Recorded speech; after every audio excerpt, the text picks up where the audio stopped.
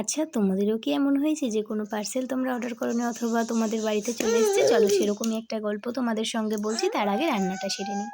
আজকে সকালবেলায় রান্না করেছিলাম মাছের ঝোল আর ভাত, খুব সিম্পল একটা রান্না, যেহেতু এক জায়গায় যাব সেই কারণে।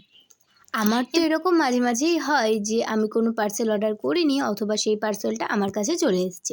আমি যখন ফোন খুলে দেখি যে হ্যাঁ, আমি অর্ডার করেছি, কিন্তু আমি অর্ডার করিনি, এমনকি গৌতম অর্ডার করিনি। আর হাতে লেগে অর্ডার করার চান্স তো থাকবেই না, তার কারণ সাইজ একদম ঠিকঠাক আসে।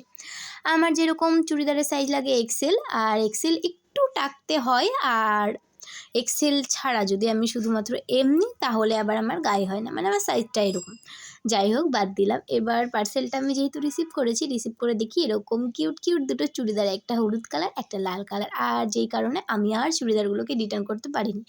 যেই করেছে বা যেভাবেই হয়ে গেছে আমার ভালো লেগে গেছে, আমি রেখে দিয়েছি। তো এরকম আমার তো মাঝে মাঝেই হয়েছে, তবে বেশ কিছু আকাজের জিনিসও এরকম এসছে আর কিছু কাজের জিনিসও এসছে।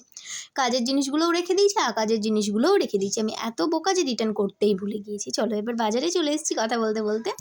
আর বাজার থেকে আমি কিছু গাছ দেখতে পেয়েছিলাম, সেই জন্য গাছগুলো নিয়ে নিয়েছিলাম। ওই গাঁদা ফুল আছে ২ রকমের, একটা লাল একটা হলুদ, আর এর সঙ্গে আরেকটা কী ফুল আছে ওটার নামও আমি জানি না এবং ফুলটাও আমি দেখিনি। উনি আমাকে জাস্ট একটা ছবি দেখালো, বললো এরকম ফুটবে, তো আমি সেটা নিয়েই আগে তো ফুল ফুটুক, তারপর না হয় দেখবো কী ফুল ফুটেছে।